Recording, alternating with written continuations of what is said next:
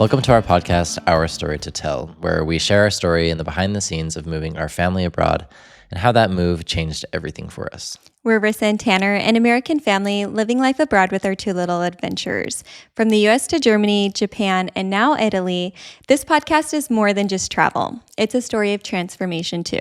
Everyone has a story, and this is ours. And maybe some parts of it will sound a little bit like yours too. Welcome everyone to episode 8. I'm not going to lie, this is a very big podcast. Probably the biggest video or podcast that we've ever filmed in our entirety of having a YouTube channel. This one is more personal because we're going to be talking about the religious changes that we've been experiencing.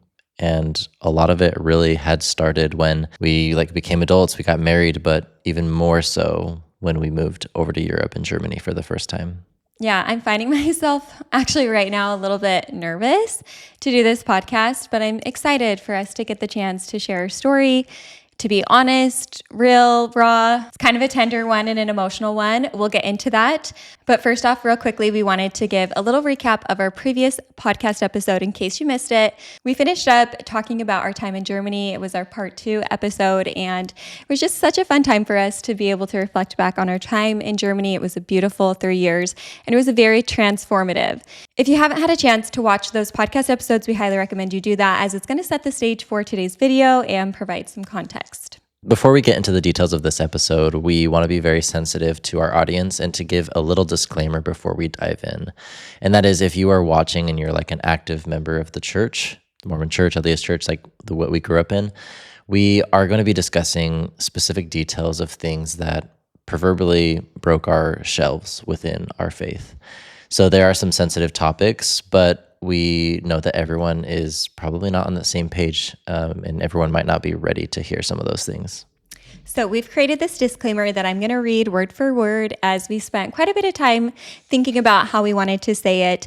And also with that, if you're not a member, you didn't grow up in the Mormon bubble, and maybe this is one of your first times hearing about the Church of Jesus Christ of Latter-day Saints religion, we would still love if you stayed with us, because we think you're going to find this podcast episode very interesting and insightful. Some of what we will discuss in this episode may challenge truths you hold a firm belief in, and we may share historical information or truth claims that you were previously unaware of.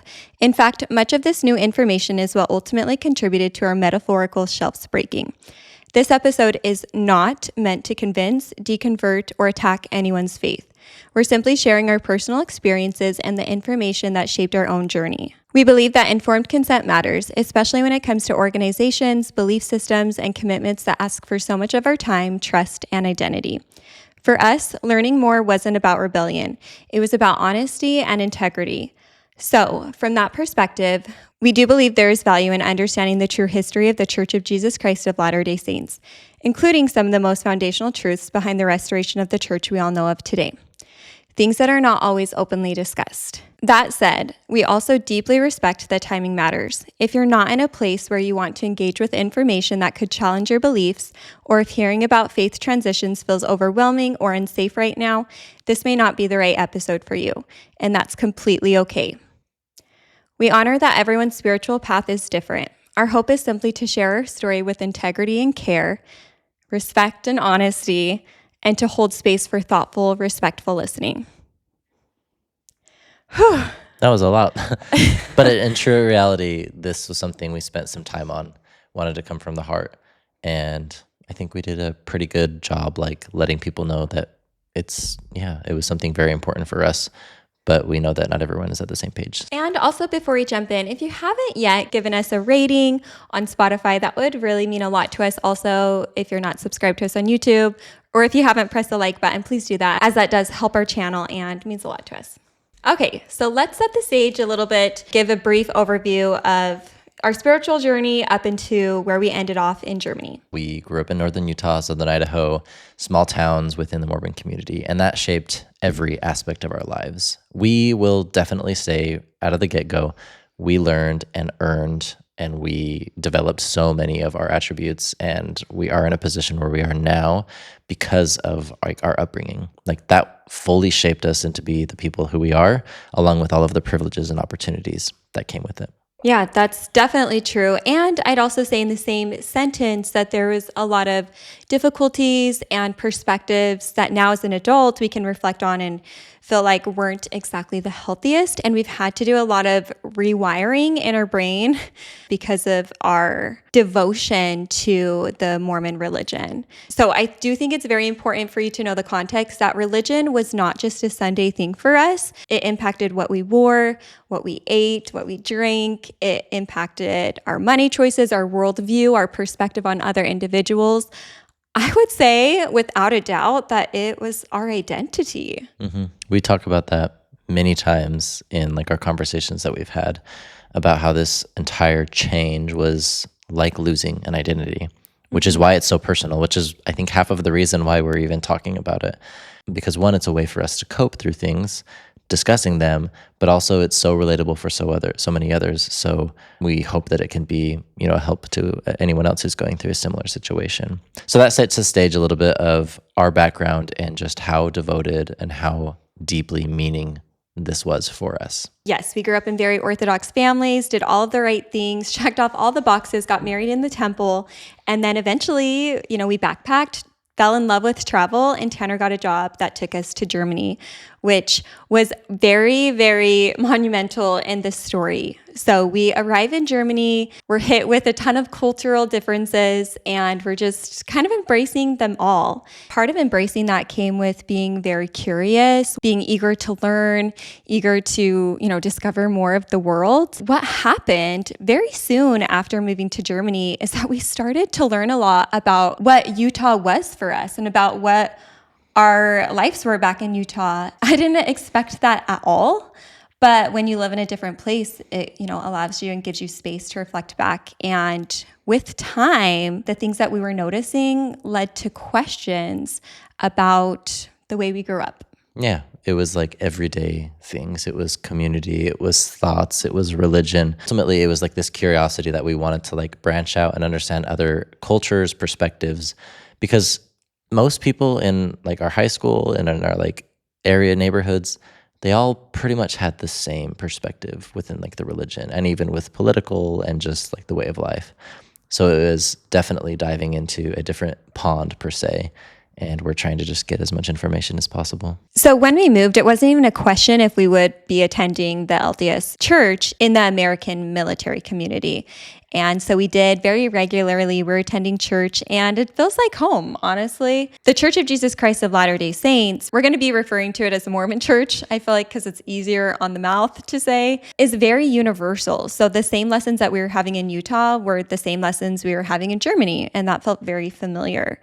But with time, as we mentioned, things started to shift for us. So as we're getting to know the local German community, we're going out and about. Very quickly, we're noticing what seems like very happy German families that seem well balanced. And it's not like that came as a huge surprise. However, for us growing up, spirituality was tied to structure. Like structure was spirituality. They were the same and one created the other.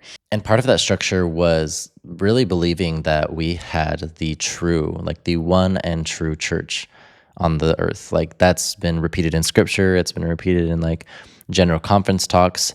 And it's like a common known theme that the Mormon church believes that they have the one and true fullness of the gospel because they believe that their prophet received the restored priesthood that was lost after the apostles died. We'll get into a lot of that a little bit later, but it's very interesting to have this perspective. It seems almost arrogant in some ways to come across and say, out of the 8 billion people in the world, there are 17 million who are alive right now, who are the only ones who have the ability to reach full happiness and true happiness. And as Tanner says, arrogant. I know that Tanner doesn't mean that active members are arrogant. Many of them are the most humble, kindest people that you could ever meet. Our goal with this podcast episode is to be as respectful as possible. So I did kind of want to clarify that because I do think both things can be true. Like if you're looking from it from an outside perspective, it is true. They hold that claim. It's a really big truth claim that I think causes a lot of problems for individuals, especially with us. And in the same breath, they, speaking as like active members and like we did growing up, are taught that we are kind of like a peculiar people. Like it talks about that in the Book of Mormon. You're peculiar because you're in the world, but not of the world kind of thing. Like you're not drinking alcohol. You're not, drinking coffee or caffeinated tea if you are like following the word of wisdom, which allows you to get into the temple, which would allow you to get into the highest kingdom of heaven. So it's like a good thing to be peculiar, but also Mormons can be so kind and so like humble. And so at this point, we're starting to get to know like other German families. We're starting to see into other people's lives, and we're seeing that they appear to be having very happy, successful lives without the same structure, definitely without like the Mormon structure that we grew up with. We start asking ourselves the question, like, is this like the truth? Because we were told, and that's what we expected, like this is what we had to have to reach like full happiness, to reach to heaven. So we were asking ourselves, is this just our normal, or is this like the truth? Yeah, it seemed like guilt wasn't weighing in on a lot of their decisions. And I feel like for us, the way we grew up in what we would deem as like a high demand religion. If you want to hear more of our thoughts on that, watch our Germany Part 1 episode, because we talk about the reasons for that. Having this path already written out for us, and if we weren't following that path to a T, naturally shame and guilt was there. So when we saw these families that are living lives potentially even without religion as part of it, or maybe not the forefront of it, it definitely made us ask questions. We both have happiness, but the things that I'm doing are way different than the things that you're doing. And so, yeah, questions arose, but all innocent. Truly just observation and trying to learn more about the community and the world around us. And when you're talking about like this internal fear and guilt from like the church, it's because we're getting like taught lessons that say, doubt your doubts before you doubt your faith. And for us, like it's never been up to this point like about doubting our faith. I feel like both of us were very firm, very outgoing with our like religious studies, with our like belief and standing up for it. No real point, I think either of us had began to like doubt any doubts or like raise any questions that would make us think otherwise. And so I think that like internal hesitation or that feeling of questioning what we were doing was frowned upon because we were told, stay on the path that you're on. This is the path. You're going to have temptations or you're going to have difficult times and questions, but essentially don't give them the time and the attention and focus on what you know is absolutely right. Yeah, like lean not unto thine own understanding kind of a thing. Yeah. Like the natural man is an enemy to God. A lot of things that create this sense of, I can't really listen to myself. I can't especially listen to those questions. Probably a few months after we moved into Germany, we moved into our house, we're kind of getting settled in, is really when our first, I guess, questioning began. One of those first things was honestly the garments.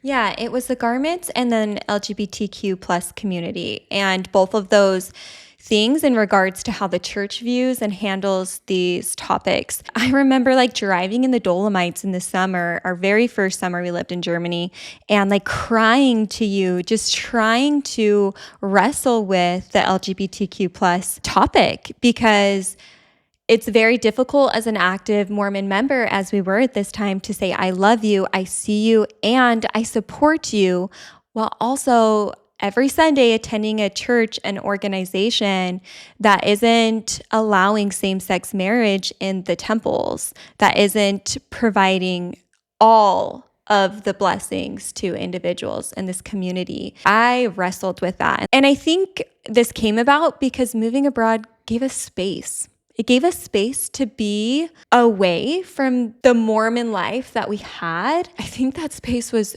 so important for us. It gave us a ton of opportunity to think for ourselves, to have like those deeper discussions. And that's where we grow so much, because when you're not being fed everything constantly, being told exactly what to do, you really have to think about what you want out of life, the type of person, like the morals you want to have. They're all still confined within like the bubble of the morals of Christian values, I would say. But like when you start to be specific, like LGBTQ community, you talk about those difficult conversations and say, well, in my opinion, this is how I view this, or this is how I view this. So like all of those were like great exercises for us to have. albeit very difficult conversations to start confronting the truths about it. But there was so much growth, so much growth. Yeah, there was no pressure from family and friends because they weren't there. One thing that was especially hard for me and was going on around the same time, about 6 months after I moved to Germany, was my wrestle also with garments. Why don't you explain what garments are? So the garment is the underwear that Mormons who have gone through the temple, adult Mormons who have gone through the temple, they wear. And it's a symbolic piece of clothing. They wear them just like many other religions have a symbolic or religious piece of clothing. But in this case, they're underwear. You can look on the church website. They do talk about like the significance of them. But the biggest thing is the garment is a requirement for people to go to the temple, and they are required to wear the garment night and day as much as possible. And in so much that the significance there to be able to go to the temple means that you're living the gospel standards at its highest level, and that you're on your track to get to the highest level or highest kingdom of heaven. So there's some pretty big importance there. Everyone wants to reach the highest level of peace, happiness, love in this afterlife, and to be with Christ and to be with God, right? Like those are kind of like the pinnacles. So you start having kind of this internal wrestle with the garments, which kind of has a heavy weight with it. Yeah, I did. My journey and wrestle with garments was incredibly emotional. Even right now as I talk, like I just feel emotional about it because it was one of the hardest things. I feel like if you watched our Germany Part 1 video, we talked about going to the nude sauna. And going to the sauna was really good for me because it gave me this experience of freedom, of being able to be naked and feel comfortable in my body. That experience taught me a lot about myself. I feel like growing up, I was fairly comfortable in who I was, in my body. But from a very young age, I was taught how to cover up my body. I don't think I really knew how much that affected me until you're doing something like going to a nude sauna, add on top of it the US culture on nudity in general. And, it's quite the culture shock. And so as I'm having this experience at the nude saunas, I'm starting to want to get more in touch with myself and my body, and I want to start to feel more comfortable in my body. For me, wearing garments was something that felt a little uncomfortable, if I'm being honest. If you're listening and you've been an active LDS member, maybe you can relate. The LDS garments were shaped after like a male. Just lately in 2025, they changed and they've came out with new garments. They now offer like tank top garments, but prior to that, the shortest version of garments you could get are almost knee length underwear garments and then like cap sleeve shirts. So this is kind of like the standard of clothes that you have to wear is going past your garments to cover them up. They need to be fully covered. For me, that became difficult. I did not go into it of wanting to, experiment with my garments, to not wear them. But as I became, more comfortable in my body, there was one particular time in Germany, we had gotten our clothes from our move. We finally had everything. And I decided to try on clothing that wouldn't fit with garments. And instantly I felt this sense of freedom again, just like in the nude sauna, and alignment. But very soon after that, I felt a wave of guilt and shame. Because here's the thing, growing up, garments are not just underwear. Just like Tanner mentioned, they have so much symbolism. They're symbolic of being an outward expression of an inner commitment to the Savior. So even though I know that my act of trying on clothes that I wanted to feel comfortable in wasn't an act of spiritual rebellion, in a sense, it felt like that. And it felt like two versions of myself started to clash together. On one hand, I'm starting to realize that what aligns with Rissa, what feels good on my body, is something that won't fit with garments. With what I'm being told is symbolic of my relationship to God, to Jesus, to the deity. And that is a very, very difficult place to be in. Yeah, you definitely had many nights where you wrestled with this. There were tears, there were conversations, and the hardest part for me was I wasn't able to relate as much. I was pretty used to wearing like an undershirt and boxer briefs, and that's pretty much what the male garments are. So I didn't have nearly the wrestle at that point. Later on I would, but it was like hard to see you struggle through that and to like battle that identity. Yeah, I remember you telling me, like, you're fine. Like you would be worthy to go into a temple recommend. And I'd be like, I know my heart. Like, I don't feel like in any of a sense this is affecting my relationship with Jesus. Like, I don't feel that. This isn't an act, again, of spiritual rebellion. But because of the temple recommend questions and because of what the church says about garments, and the symbolism that they hold and have, how could I honestly answer the temple recommend questions if I'm now starting to more frequently not wear them? And that wrestled in my heart for a really, really long time. Because with time, I would start to, in a sense, they have this like exposure therapy where I would wear clothes that I normally couldn't wear and just see how that felt in my body. It used to be really scary to wear a tank top, honestly, even like a wide strap tank top. It felt uncomfortable at first. And I felt like it was important for me at this time to do that because of the nude sauna experience, for me to just feel more comfortable. But while I'm doing it, questions in my head are coming up like, am I disappointing God for wearing this tank top?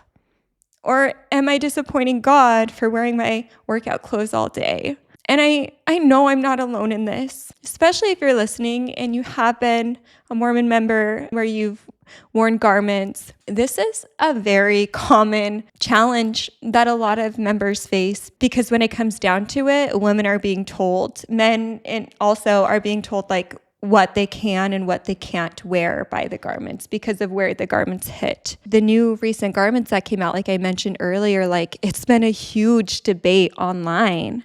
Like huge, because now they have the tank top garments and people have been lining up in all of the stores to get them. And I think that just shows 1 to 2 inches off cap sleeves to tank tops is making LDS women feel like they have so much more freedom in their clothes now. And I think that's very symbolic to like how big of an issue this actually is. And I want to go back for your comment about exposure therapy. Like it wasn't you trying to get used to it because you felt like it's what you had to do. It was because you wanted to try something different, and eventually you found out how much you really enjoyed it. Well, I feel like I was just discovering my own sense of style without the rules of what other people were saying I could. Like, I really wanted to be able to be like, what do I like? What do I not like? It's this whole new world that opens up if I'm even going to allow myself to try. And mentally, it was very difficult to do it. And in the same breath, it was also very aligning and it created a lot of self-confidence. It also creates some realizations that, yeah, some of the clothes that I really do like they don't match with garments. And that's also a very difficult realization because for me, it didn't feel like I was breaking promises, but the church, in a sense, said that I was. In so many ways, it felt like there was this added layer of control with asking people to wear garments because in the end, yeah, you felt more authentic to yourself. You still felt just as connected and close to your like Christian values and morals at the time. Yeah. And so you saw it at that point, like this just very much seems like a man-made or someone decided that this is what people should do, and they're telling people that that's how they can show their ultimate love to Christ is by wearing those garments, when in the end you're still thinking about him just as much. In fact, maybe even more because you're feeling more authentic to yourself, which I feel like is a very important thing to do. You're feeling more like Rissa, you're feeling more free in so many ways. Yeah, and that's the thing. Like, it wasn't symbolic to me losing my faith at all. And looking back in that moment in our house in Germany, I can see that that was honestly one of the first times that I feel like I chose myself over the fear of what it meant in the church to not wear my garments. And I do think that that was one of the biggest starts to my spiritual journey. Yeah, especially now looking back, like I'm really proud of you for making that decision. Like it took a lot of courage, and like that question and uncomfortableness didn't come just from internally. Like there were comments made from active members of the church, directly and indirectly to you about whether or not you were wearing them. Like it's kind of crazy. Like we humans fixate on such small things sometimes, and it's no question that within the church, people have conversations based on pictures. Hey, like I noticed that you weren't wearing your garments in that picture or that video or something. Like, is everything okay? And it's like it's kind of bizarre from an outside perspective. You're like, why do they care what kind of underwear you wear? That's just one of those unique aspects of growing up in the Mormon church and belonging to it, because it's an outward expression of your commitment. So people start questioning your commitment based on that. So I'm really proud of you for what you did. Thanks for saying that. Yeah, it was difficult. During this time, though, stuff starts to happen for you. You were still wearing your garments, though. I was the first one to make that decision. However, you were the first one to start listening to podcasts that talked about spirituality. I was really trying to branch out from like the standard works per se. That's like the Bible, the New Testament, Old Testament, the Book of Mormon, and a couple of other like scriptural texts that are very common to read. And part of that was trying to like listen to other people's dialogue that was more modern, I would say. I did really enjoy reading scriptures. Like I read them lots of times, multiple times growing up, and even into like our marriage. But I was really enjoying podcasts. I was recommended a specific podcast that was active members of the church, and they were talking about kind of those difficult conversations, LGBTQ. They were talking about Heavenly Mother, and they were talking about just like living with like these doubts and questions. And they were people sharing their experiences and how they were navigating these turbulent waters, if you want to say, of their faith. So I started pretty much listening to these as much as I could. I honestly couldn't get enough of them because they just felt so connecting. I would share bits and pieces with you, but for the most part, it was just like I'm loving all of these. Yeah, and I was totally okay with you listening to them. I didn't have a lot of interest in podcasts or like really anything self-help related. I feel like after having Willa and doing like the self-help sleeping book experience, I decided that I was past doing that and just listening to my own intuition was better. But I had no problem you did. And I remember having a lot of great conversations from it because I feel like it was a place, at least from what we talked about, where they were talking about those nuanced conversations. They were thinking about things maybe in a more progressive way within the faith. Mm-hmm. And it gave you a place to have maybe some validation to your thoughts and to be able to make sense of our thoughts and our questions. I think that hits it very perfectly. Part of what I really enjoyed in these conversations that I would listen to is that people were going deeper. People weren't just brushing the surface and saying everything is hunky-dory, to use a funny term, but they were actually kind of bringing up like these difficult conversations within very acceptable truths that I grew up with. It wasn't even like trying to make something out of nothing with a conversation. It wasn't trying to like be all-inclusive in every single way. It was really trying to wrestle about like what each specific topic that we grew up learning about like make more sense. One of them in particular that hits home was I, for the first time in my life, was feeling like a strong desire to connect with like a Heavenly Mother, which is so crazy to say because I had always just fully accepted the church's response and Christianity's response in many ways that we don't talk about Heavenly Mother out of respect. We know that she exists, but we're not going to talk about her, which doesn't make sense because I would never not want to talk about my mom. And I would never just give all the credit to my dad for raising a family or creating us. Like, it just kind of sounds even crazy saying that. So why would I not ever want to think about like a Heavenly Mother? So these conversations started diving into those and asking, well, why don't we? And that kind of branched into, well, look at the structure of the church. Look at the structure of history. Like patriarchy has so many negative things to it. So just really meaningful, in-depth, difficult conversations to have. Yeah, and this is really important for me to say clearly, but also gently, is we did not in any way go looking for any reason to leave. That was not even a thought in our minds at this point. We're simply trying to have a place to connect with other individuals and to find answers to the questions that we had that would strengthen our Mormon testimony. But what happened was not what we expected.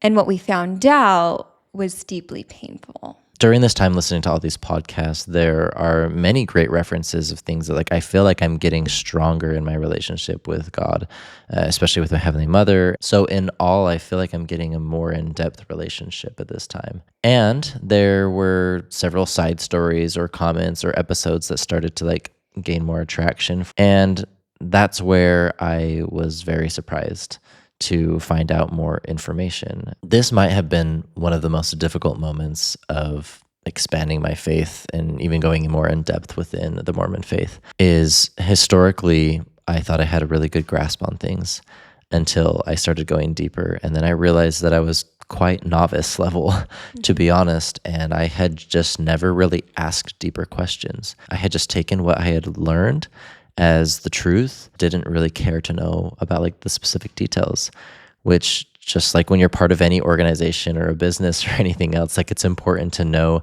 the why behind a story. It's important to know some aspects of history and how it came to be so that you can be better versed and you can, I think, just know more of what you're devoting so much of your time to. Well, I feel like you're not giving yourself enough grace there because I feel like that's the normal general member. Why are you asking questions that you don't think you have to? Because you're kind of told the storyline and you're told some of those reasons why. I feel like most everything we were told had a purpose. But what we soon found out is that the whole story was kind of different. And so I can agree with you. And I also say, like, it's hard to ask questions that you don't know you have to ask. That's very true. I'm probably not giving myself enough credit, but looking back now, it definitely had a different feeling where I was to where I soon would be. And I think that's important. Why we put in our disclosure that we do think informed consent matters is because we wish we would have known. And we do think anyone deserves to know what the history is of the organization they're a part of the institute, of, whatever group it is. And probably even more than any other organization, if you're devoting your life to a specific religion, there's going to be rocky moments in the history. We understand that. We had been told many of the things that we're going to be brushing over today, but just not in the full context and the detail, which is why it hurts so much, is because they left out so much information that if I were to know as an adult and I were informed about this, I never would have chosen to join the church. But since I was taught a different story and taught from 3 years old on up, it's hard to compare those two things. So that's why ultimately we wanted to even share and talk about these things, because it shaped so much of this transition and ultimately began some of those doctrinal cracks in our faith. So that's what we're going to be discussing right now. As Tanner said, just brushing on some of these, but we do think it is important to just provide context to our story because this is how our story went. The first kind of doctrinal crack we had and experienced was about the Book of Mormon. So the Book of Mormon, to the Mormon faith, getting its name from it, is another testament of Jesus Christ. And this is something we hold very dear within the church. And it's believed to have been a record of the people who lived in the Americas, and ultimately was record of Jesus visiting this new world at the same time of his resurrection. So very pivotal, very important information to have, because the Book of Mormon was the keystone, meaning of an arch. It is the piece that holds the arch together. We were told time and time again that if the Book of Mormon was not true, that everything else about the restored gospel through Joseph Smith was wrong. Like that was it. So I say all of that to give like the perspective of how high the Book of Mormon is held as like a number of truth claims and a number of like importance. Yeah, even prophets or members of the Quorum of the 12 would be in a general conference meeting or giving a talk and say how important the document is. And someone would even go to say, like, if this is not true, like, it's not true. Those are really big statements to have, and it just shows, like, it is the foundation. Even so, that many people have been claimed to saying it is the most correct book of any book on earth. So these are not light statements to be made in Mormon theology. If you're an outsider listening here, you're probably like, that's maybe not the most biggest statement to be made, and maybe can even laugh at it. But if you're an Orthodox member and true believing, like, this is the book you are studying, the most important book. I guess maybe in addition with the Bible, as they still believe in the Bible. But even more important than the Bible, because the Bible had gone through so many more translations than the Book of Mormon did. And even just barely, like a month ago, the church came out with a new thing, now allowing other versions of the King James Version to be used for studying. Up until this point, in December of 2025, they have not really allowed for that. So it's interesting how things have changed. But I'm getting a little off topic. The conversation that was brought up in one of the podcast episodes was discussing something called the gospel topic essays. Now, the gospel topic essays were released from the church on the church's website, and they were addressing difficult conversations and going in a little bit more depth about some of like historical events, the Book of Mormon translation, polygamy, which we'll touch on here in a little bit. So I listened to this podcast episode. These documents, the essays, were the first time that I'm hearing about them. They start to go over some very important details of how the Book of Mormon is translated. Now, when I was growing up, there were primary songs that we listened to as kids. There were videos that we would watch. And as a missionary, I would carry little pamphlets around. I wish I had one here with me. I might actually in my scriptures. But there's a picture of Joseph Smith, the prophet who restored the gospel. He would be sitting at a table with like a little lamp, and he had a pen, and he would be looking at this record, which was a bunch of golden plates, and he would be transcribing. And this was very much what I was taught, what I believed, that God called him to be a prophet. He was chosen, and he had the power of God to be able to translate the Book of Mormon by literally reading them with his eyes and transcribing. And you were teaching people about that for 2 years. Like that was what your life was about. I mentioned this in that much detail because what I found in these documents and what the church has eventually, even now, 4 years later after I'm like finding out about all these things, the church has even come out to say a very different story. I knew that there were some spectacle type objects called the Urim and Thummim. We really try to avoid that during our lessons because it just got a little confusing like as a missionary. So we pretty much would avoid talking about those. But I did know that there were some objects that were found with the plates and they would be used to translate the book. So that wasn't too far-fetched. But what I didn't know is that there was a special rock called a seer stone that was also used in the translation. And the most surprising thing was that Joseph would use a hat, and he would put this special rock into the hat. Then he would proceed to stick his face in the hat, and he would read off of this rock what the translation, which was in Egyptian, mind you, what this translation of Egyptian would say would appear on the rock in English. And then he would tell a scribe what to write down. I know a lot of you are probably thinking, like, that sounds like the most crazy thing ever, where someone could say that this rock is coming up with the words and changing the words as he's like translating this other book in another room.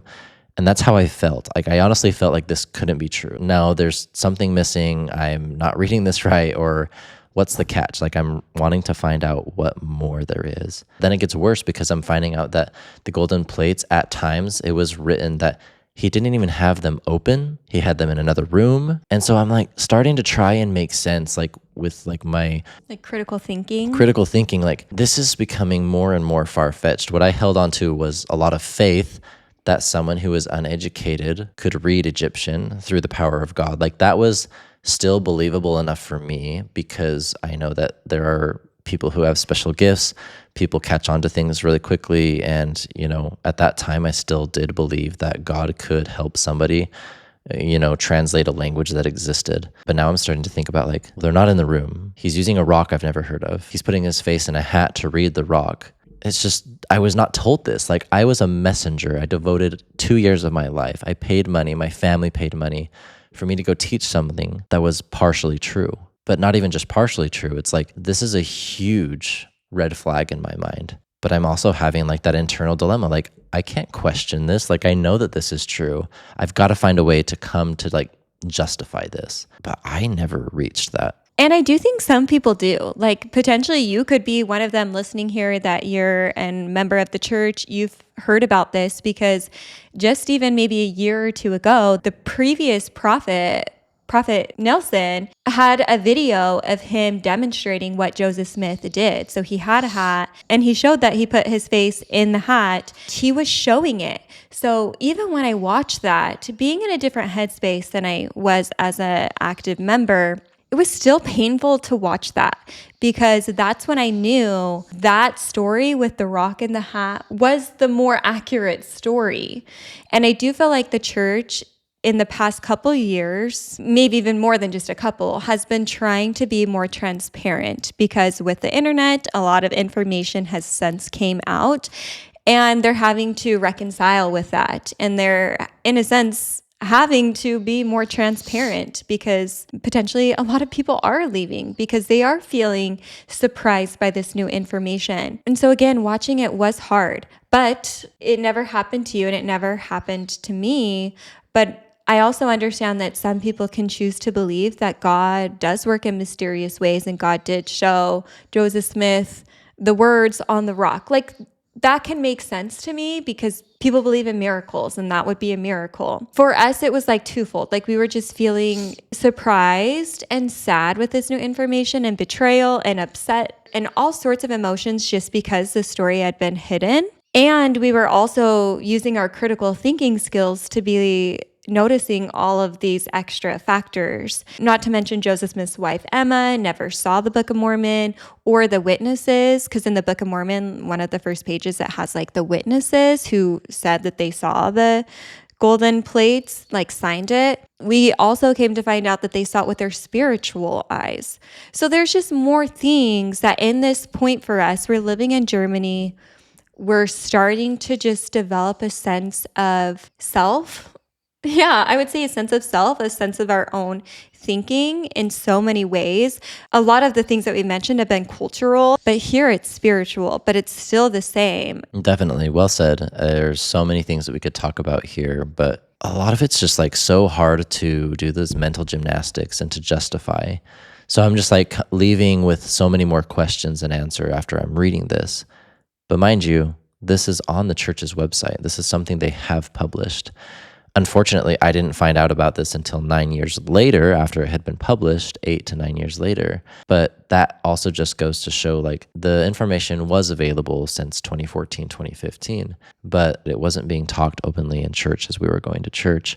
So it's like the church wanted to be transparent, like you said before, but they only wanted to be as transparent as they needed to be so that they could come out and say, well, this was available to you. You just didn't ask about it. It was terrifying information to find out. Like, we can't stress that enough. When we found out about this, where there's many more that we could share, it created a lot of feelings of betrayal and sadness. And I would say now, with being abroad for so long, that it has been so nice for me to be abroad, because with all of this, I can see the hope that another life, another very happy, fulfilling life does exist outside of the religion. And I feel like if we were in Utah finding that out, I think it would have been even more difficult than it was.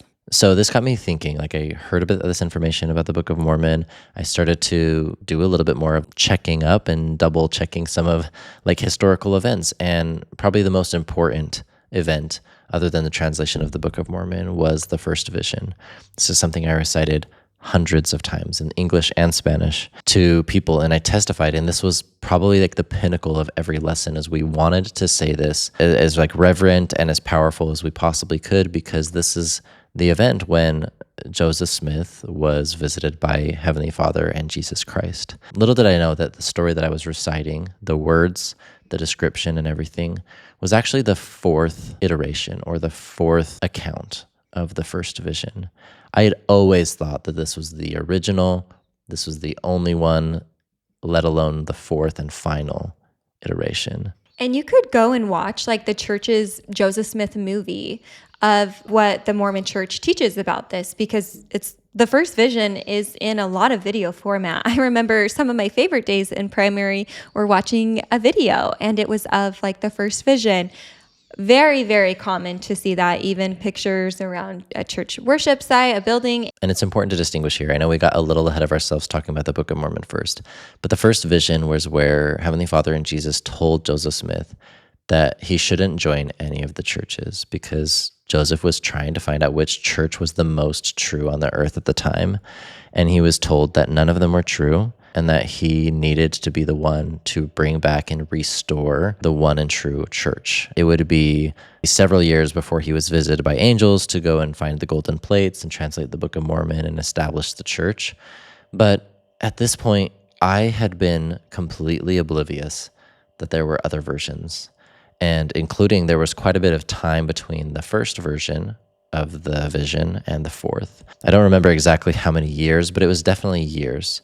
So that's kind of an initial really red flag because I'm thinking, well, now there's plenty of time to change a story or to add more details.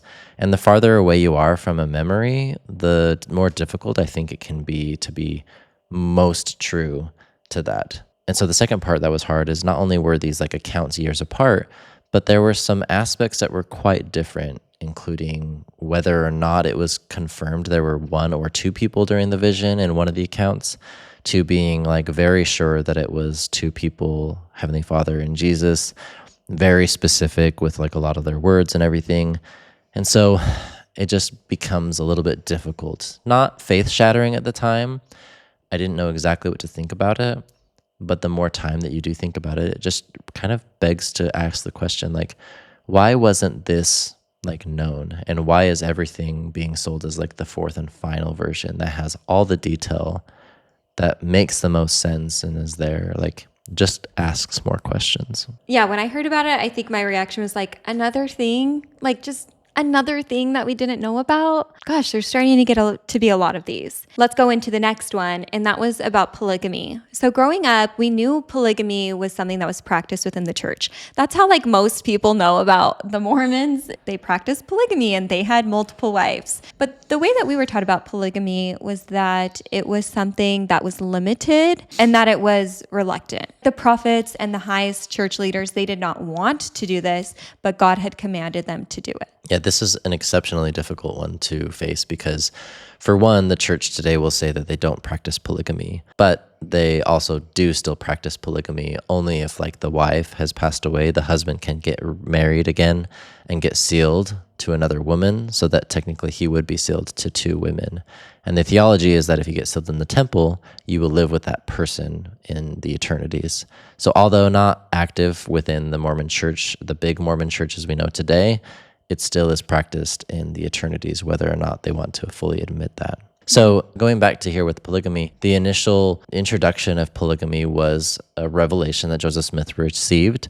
He prayed about it, and his answer was that he needed to bring polygamy back, just like it had been done in ancient times. We could talk about an entire episode, probably for an entire week, about like all of the aspects of it, but we knew that he had multiple wives, and I don't think I ever really knew the number. I think he technically was married or sealed to 34 women by the time that he died. But the most important thing for the time at us was that there were some details, very specific details that we were not taught. They were available, yet again, but I found out through the gospel topic essays on the church's website. And that's why we feel comfortable sharing a lot of these things, is because a lot of them are found on the church website. What we didn't know is that he had actually been sealed to many of these women before his first wife, Emma, knew anything about it. I had always assumed that he was married and sealed to Emma first, but he actually wasn't. He was married to Emma first, and then behind her back, without her knowledge, he was sealed in the temple, which is the most important. Like, if you're going to get married versus getting married and sealed, the married and sealed has more weight because you're actually going to live with them throughout the eternities. So, like, at this point, literally, if Emma had died before she had been sealed to him, he like technically would not have, like, she wouldn't have been able to immediately been with him in the heavens. Like, I'm sure they would have done like her temple work and proxy or something like that, but it just kind of like was so mind-blowing to find out that he had been sealed to multiple women. But then to make matters worse, there's actually historical record of it in one of the scriptures, the Doctrine and Covenants, where he then asks Emma about polygamy and says, the Lord is commanding me to basically take on more wives, to take plural wives. She says, no, like, I don't like that. I want to be your only wife.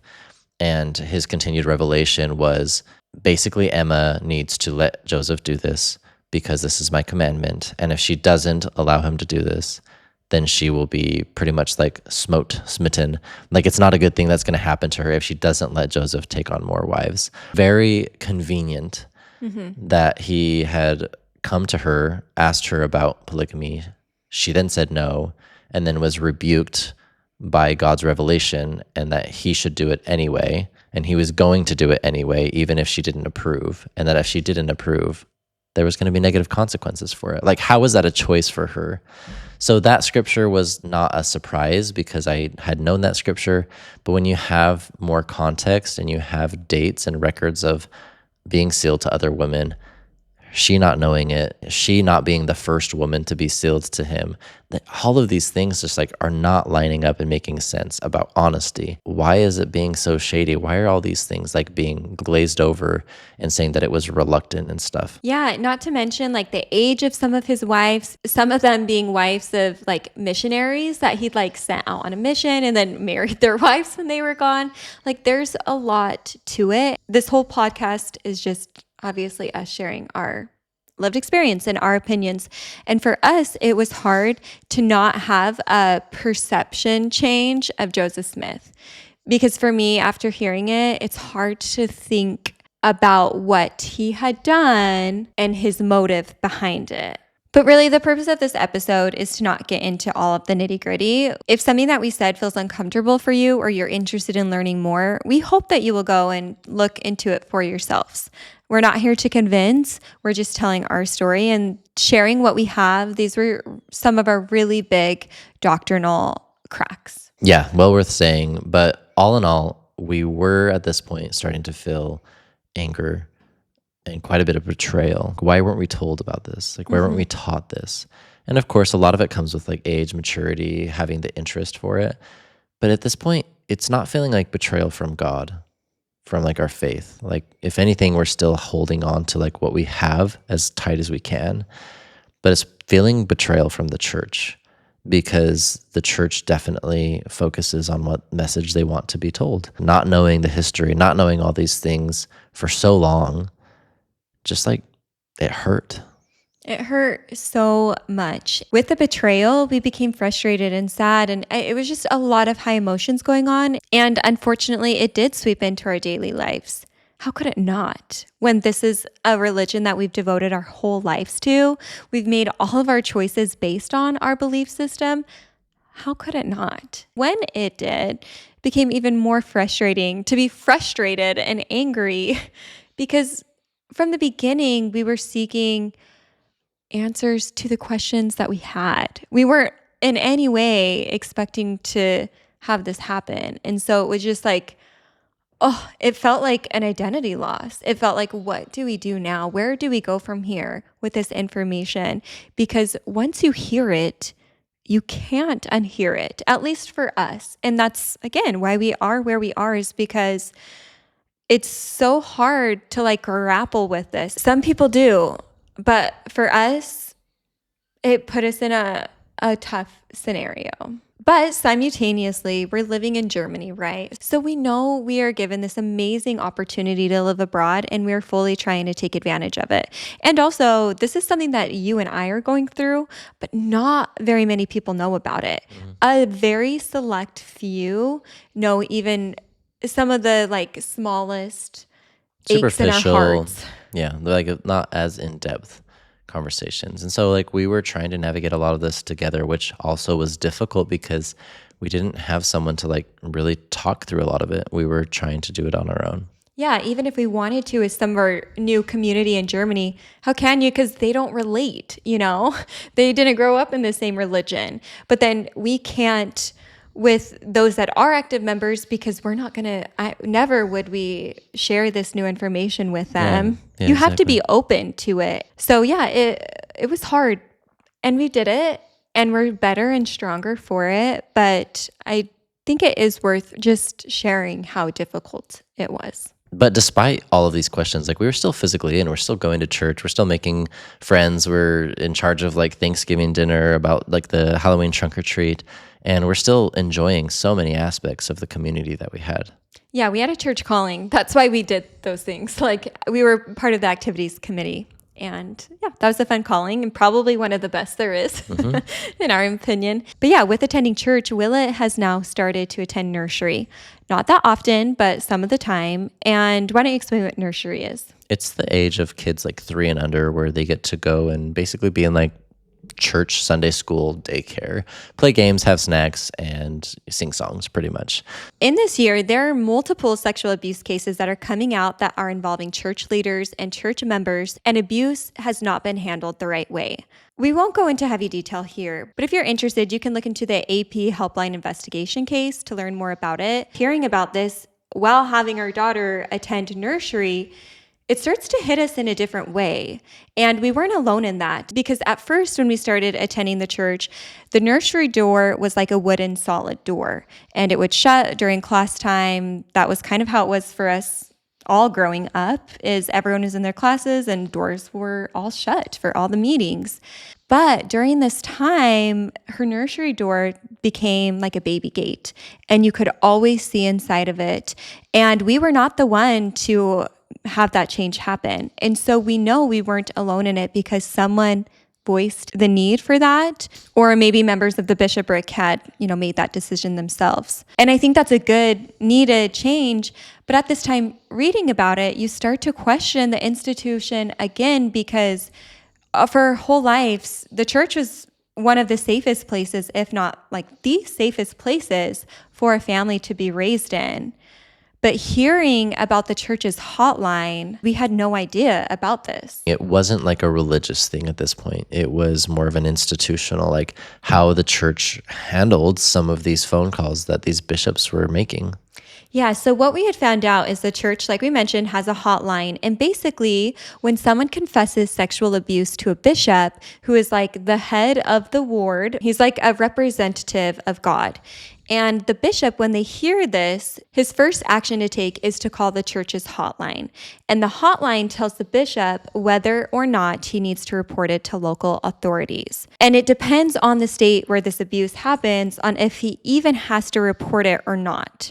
You can only imagine how much abuse could have been prevented had these bishops been told that they had to report it. And that was what I had a problem with, is that it wasn't mandatory to report. It was that the church's first priority was protecting itself rather than protecting children, rather than protecting other women, children, people who are being abused. Yeah, it was incredibly difficult to know this. Not to mention that this law firm that they would call was owned by the church. So not only is it active members of the church who work for the law firm, like they all have this same mind and principle, but that they are trying to make it so that the church stays in good light and not looking out for the victim. Now, the LDS Church is by far not the only organization that has had this. Like we've heard about the Catholic Church, there are plenty of other abuses within other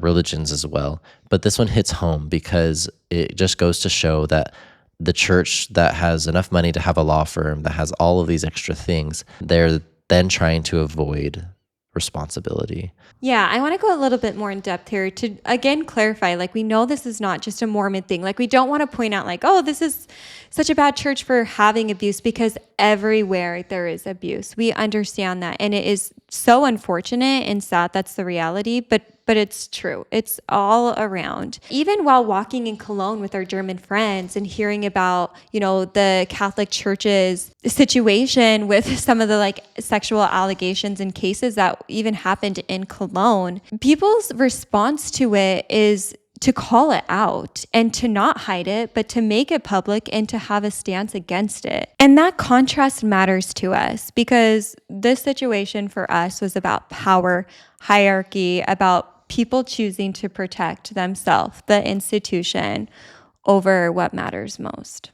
Yeah, that one was really heavy and continues to still be heavy to this day. Like, I don't know what to expect for the future, but hopefully there's some change that happens. Moving on to the next subject, we've caught wind during one of like my podcasts of a federal court filing within the United States. There is a commission called the Securities and Exchange Commission, the SEC, and basically they oversee organizations and making sure that they're like filing the correct paperwork, businesses doing like things lawfully. Basically, the news article, it came out that the SEC had fined the church $5 million, not a small fine, against their investment firm. Yes, I said that the Church of Jesus Christ of Latter-day Saints has had an investment firm for a long time. That might not surprise a lot of people, but I kind of was surprised to find that out. I didn't know they had a completely separate organization for their investments like that. But after taking like a step back, like it made sense. Like they do have a lot of church buildings and temples and assets. So it would make sense they had it. But the details, as you got into it more, that's when it became more alarming. And why we're even talking about it is because it really goes for the honesty and transparency that we have been taught forever. To keep it in the nutshell, essentially, the church had created 13 shell organizations to distribute and hide its wealth. They did it illegally. Essentially, they were fined for not filing things correctly, and they were only fined $5 million because that was like the maximum fine. During this whole time, the whistleblower report, which initially caught the SEC's attention, basically summarized that the intention behind all of this, behind closed-door meetings and stuff, was they didn't want transparency. They didn't want people to know how much wealth the church had gained. Yeah, the reason for it was because of negative publicity. So when you find that out, you come to realize that it was on purpose, knowingly done this way. Yeah, when it comes to honesty and being full of integrity, like they're breaking the law for one, and they're hiding things from their own members. And probably the most difficult part of this whole thing is that the church's official response to this fine that they received was that they were just following the legal advice. The same legal advice of their like own business they owned and the members who lived there. And I think one thing that separates this case compared to a lot of the others is that this one is like factual.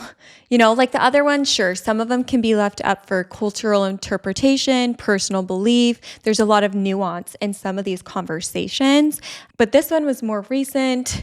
It's easy to see the documents for it, and it's on paper. And it wasn't like it was a one-time thing. It was for nearly 2 decades that these things were happening. The biggest thing of it all was just to come find out how much wealth that the church had accumulated. And at the time of the report a few years ago, the church had anywhere between 100 and 150 billion dollars worth of assets that were known.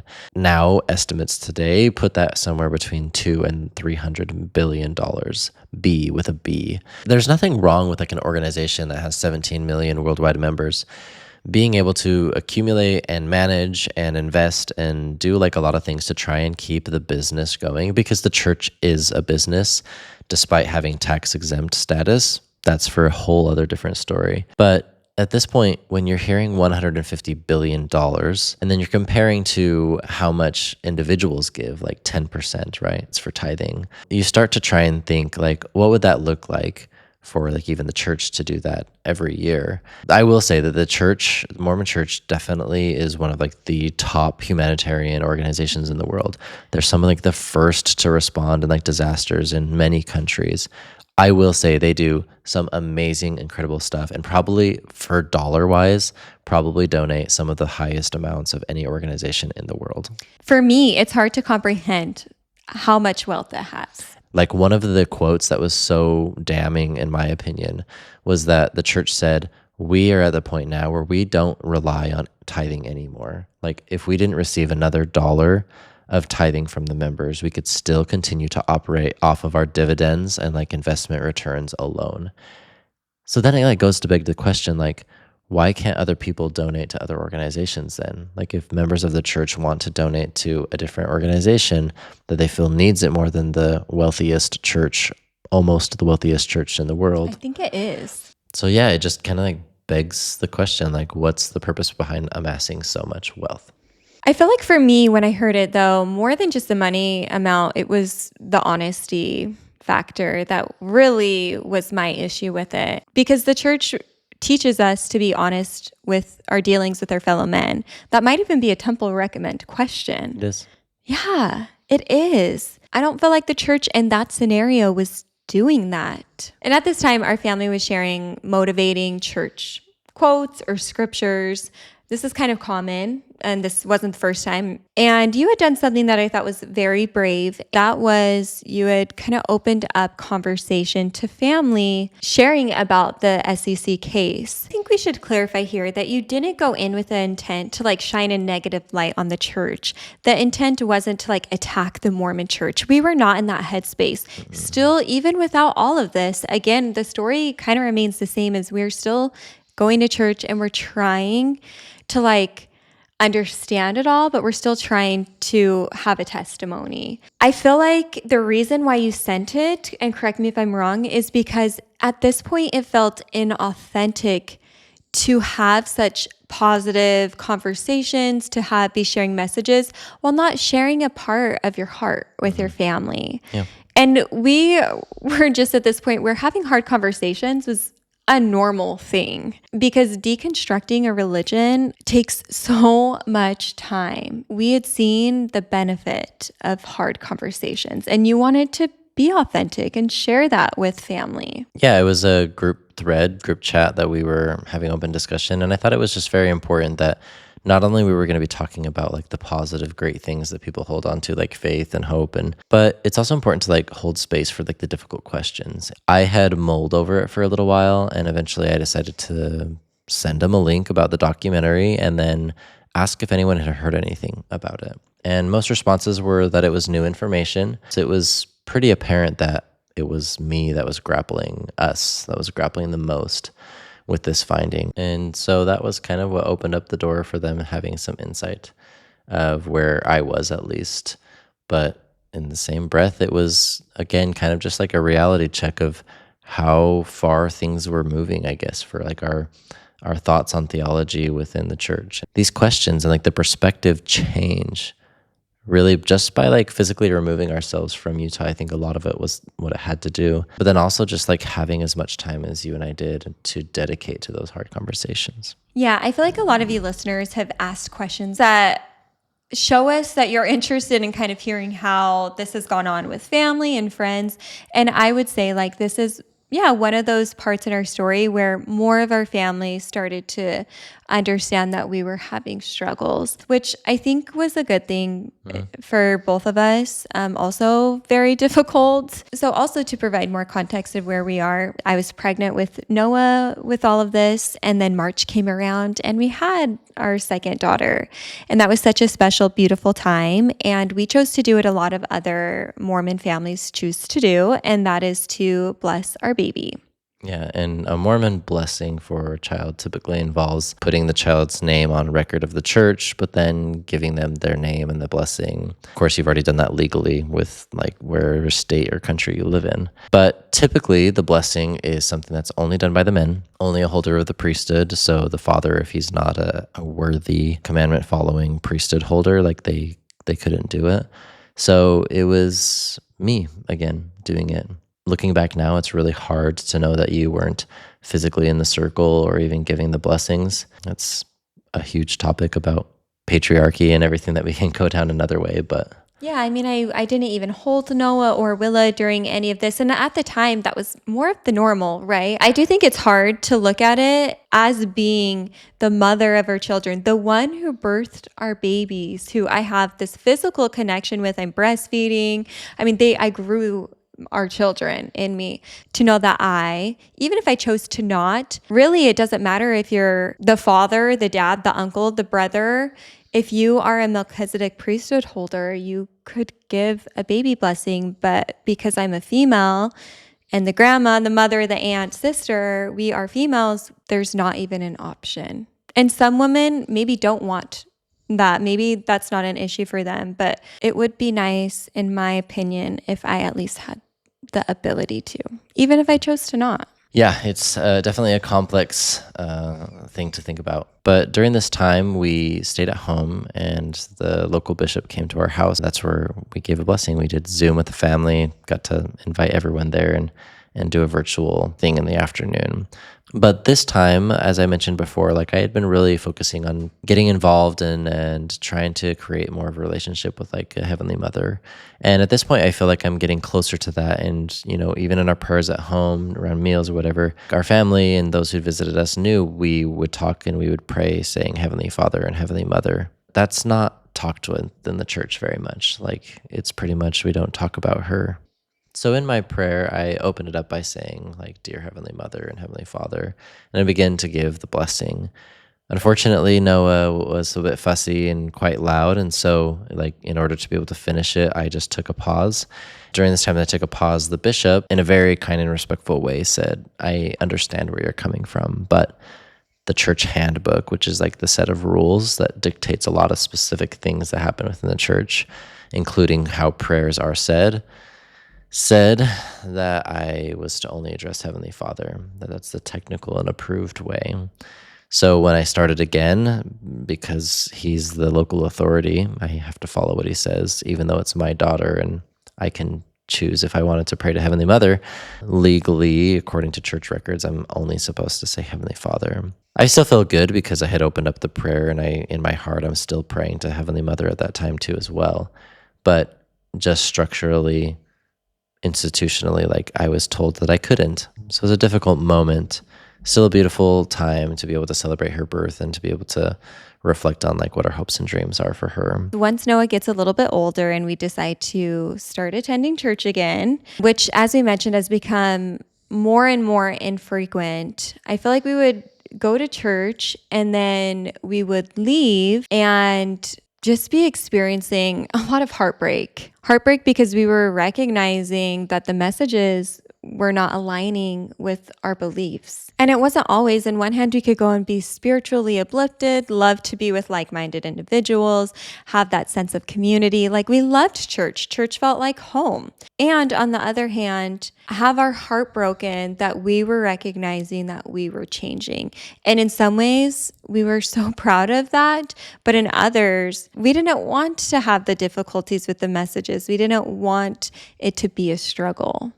At least for me, I remember leaving church several times thinking I'm recognizing so many aspects of patriarchy and how it shaped so much of the church's message, like how the church operates. And like that was becoming more and more difficult because I'm having to face all of these things that have benefited me that I just was oblivious to, and realizing like I have two daughters and a wife. You've already struggled through a lot of it, but like they're going to grow up already in a patriarchal world. Seeing how much there was here was kind of like an eye-opening thing for me. Yeah, these realizations we were having were us realizing that it wasn't just about us anymore. Like it was about our children. And there was one moment in church that really crystallized that for me, and it involved Willa. So at this time, she's 3 years old now, and she has attended primary. So she's in the little Sunbeams class, and they are in like their breakout sessions. I go to get her from her class. I see her, this tiny little innocent girl, so excited to show me a paper that she's colored. And she has colored the sun, moon, and stars, which represent the three kingdoms in heaven in like the afterlife. Immediately, my body recognizes that this doesn't feel right to me. At this point, I no longer believe in heavenly parents who would separate their children, families into different tiers of heaven based on their obedience, based on their beliefs, based on their access to information. And I'm looking at Willa and I'm realizing that this religion, it isn't abstract anymore. It's something that our daughter, our 3-year-old daughter, is learning in class. She's drawing it on paper. She's holding it in her hand. And we're seeing this isn't something that we can just wrestle with anymore in our minds. And maybe we can have questions and struggle through it. No, this is something that is going to shape her perspective about the afterlife. This is something that's going to shape her perspective on the world and others. And am I okay with that? Yeah, we definitely had to do some internal thinking again, just because she's starting to be conditioned with the same information that we were. We talked about it earlier, like if we were given the information that we had learned like later on in life as like a late teenager, early adult, whatever it was, like we would be doing so much more internal reflection on like the decision to be baptized and to be joined in church. But like for her, at such a young, malleable age, we were being more picky and cautious as any parent should be with what was like being taught. And that one just like hit closer to home. Things that maybe shouldn't be so normal are, just because that's all you hear from such a young age. Yeah, that was the moment where she stopped attending primary, honestly, because we had to realize that if we continued to do this, our daughter would be learning things that we don't know how we feel about. More than anything, I felt like that was kind of our pause. Yeah. Like our initial start to our pause where we really tried to reflect even deeper. This whole time we're reflecting, but it was even more so it's like, okay, well, how do we want to move forward from here? Taking a pause doesn't mean that you're leaving. Taking a pause means that you're taking time to really reflect and digest your feelings, sit with your feelings, and then decide what's the next step forward. Yeah, in our journey, actually, we're just in the middle of it. Like there's still so much more that happens before we like officially leave. So I think that's great that you brought that up, because we still attended church. We just didn't attend anything past the first hour. Because even once we were moving to Japan, like our ward knew that, and we'll get into that in future podcast episodes, we would go. It was just, yeah, we leave after sacrament meeting now, because that's what's aligning most, and it's feeling like that's a space that feels healthy. And then we'd be able to do any moral or spiritual lessons like as a family as we wanted to, knowing that we were going to focus on the parts that felt the best. We were definitely being a cafeteria Mormon at that point, which is a term loosely used to talk about members of the church who pick and choose the parts that they like the best and then don't participate in the other ones. So you kind of mentioned this a little earlier, but there has to be privilege in the ability to even deconstruct or a religion, or to take a pause and just think about it and have space for it. Yeah, there are a number of members of the church who, for financial or spiritual like relationship reasons, like attending church because they hold the values so closely to them and it's part of their way of enduring to the end and making sure their family can be together. There's some people who would never even dream about not going for the sake of like feeling uncomfortable. They would just try to work their way through it and press forward. And then additionally, there are others who rely on like the welfare of the church because they're in a tight position. They're, a single mother struggling to try and provide for her family. And like the church provides a lot of benefits in many ways. So we were in a good position that allowed us to take that step back without needing to give it a second thought. So we definitely recognize that. And probably the most impactful for us is we were on the same page at that point. We were on different levels of like the page, but we were in it together. That leads us kind of into like our next segment where later on we were able to take several weeks and go on a little road trip together as a family. Yeah, so we had decided with your PTO time to travel to Scandinavia for 5 weeks. And 3 of those weeks we had spent in Norway. During some of that time, we listened to podcasts, we listened to other people share their story of their faith deconstruction. We had times where we were writing in our journals, reflecting, setting goals. Like it was just a really great trip filled with a lot of adventure and a lot of fun memories, but also we made sure it was filled with downtime and moments to reflect. And there was a specific time during this trip where we had finished up a hike. We were parked for the night. The girls were up sleeping. We always tried to like sneak in some time before we went to bed. And I remember during this time, I turned to you and I had said, I don't foresee myself staying in the church. Like I just felt at that point, it was just a matter of time before I would be able to say like that I was done. And for some people, like that might not seem like a big thing, but verbally talking about that and verbally admitting that that's where I was mentally and spiritually was a big step. And I think a lot of it honestly had to do with having the time to like sit and think about it, being away from it all, being away from work, so where I could actually think about it with more time. So it was kind of scary. At the same time, I look back at being one of the best moments because I was verbally talking about my feelings and ultimately trying to follow my heart. Yeah, I really appreciated your honesty in that moment. That really took a lot of courage to do it. And I'm glad you felt comfortable to do that. Because at that point, I wasn't quite there yet and I couldn't reciprocate that feeling. So, yeah, to be honest, I was filled with a little bit of scaredness hearing that, but also a little bit of peace because that also aligned with some of these changes that have happened over time. And overall, it was an easy answer to be like, no matter what, I'm there with you. You know, like this is in no way going to be changing anything about our relationship and what our future looks like together because I love you and I'm okay with you having a different spiritual belief than I do. Although, again, like I feel like I was close. It wasn't like I was too far off. But yeah, we were there together no matter what that looked like. And I do say here, I just want to real quick put in a little, I guess, segment for anyone in a mixed faith marriage. For one, I think that's incredibly special in a way. I think that's so awesome to be able to differentiate your beliefs and like love those differences and just accept them. And growing up the way we did, in the faith that we did, that would be really hard, especially if you were married in the temple, especially like we did. If you make temple covenants, there's so much symbolism and pressure and commitment and just a whole lot to it that I can imagine that would be incredibly painful and difficult. So what we're going to be talking about next is authenticity. And to end out, like, I guess the message to if you're kind of in this faith journey alone is I think it's so important to just be true to yourself and to be authentic to your beliefs and to trust yourself and your body because above all, that's what you were doing.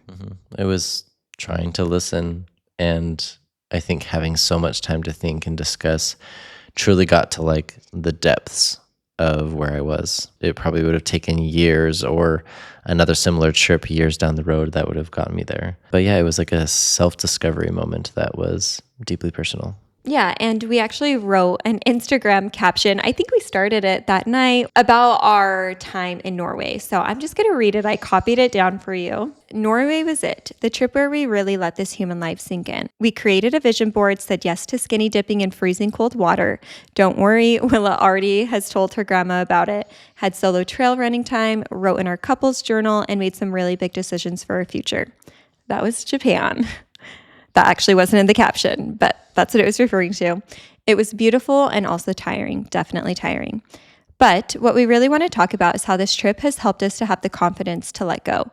Let go of the expectations from other people, expectations that we should be who we always were. Moving across the world and traveling has helped set us free from the guilt of expectations and feeling stuck in past versions of ourselves. This trip has been the buildup to the peak of a proverbial mountain where we slowly but surely have been removing layers of conditioning and shame that we always thought we needed in order to be loved and accepted. Now, we are actively trying to embrace who we are becoming. So much of what we've done on this Scandinavian trip, like skinny dipping into exhilarating cold water, has been symbolic of how we are learning to accept ourselves in all this messy humanness and imperfection while trusting the universe to accept us as we are. Phew, that was deep. But thanks again, Norway. We miss you already. Yeah, just listening back to that is fun because we let that message sit for a few days before we posted it to see how we felt. It felt really good to feel just as strong as we did when we posted it and kind of like relate that post with another turning point, another chapter. Yeah, and maybe some of who read it at the time, especially those that knew the old Rissa and Tanner, maybe they assumed it was about religion. Maybe, probably. Mm-hmm. And maybe others had no idea because we were very private about this part of our lives. Nothing really was said on YouTube at all. And so some might not have thought anything of it. But for us, like this post definitely was about that. I think we're fully starting to realize that we are outgrowing the past versions of ourselves.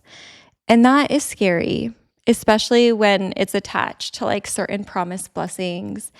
But now the authenticity part, we're becoming more aligned with like who we are and who we want to be.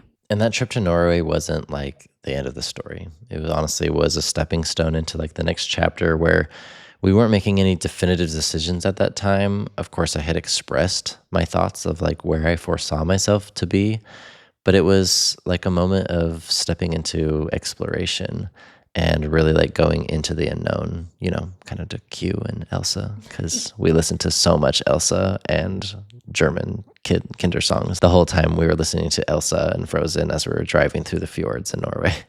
Yeah, it really was unknown what our future had, but we did know that we had each other and we did feel scared, but sure we could get through whatever came. So, like we all need to take a deep breath. That was a really, really big episode. And honestly, it means a lot to be able to share it. And it means a lot that you're here listening. Like if you made it to this point, truly thank you. Yes, from the bottom of our hearts, really, it means a lot. And of course, like anyone can do it. Even for us, it's a proud moment for us to take and put in a lot of time, effort to like share parts of this story. If you would like to ask more questions about anything that we've commented on and talked about today, be sure to leave those in the comments below. And if you wanted to talk to us personally, you can always send us an email or instant message, because we know how much it helped us to find people in the similar bubble to talk about difficult conversations. So we're here for you. Yeah, that's important to say.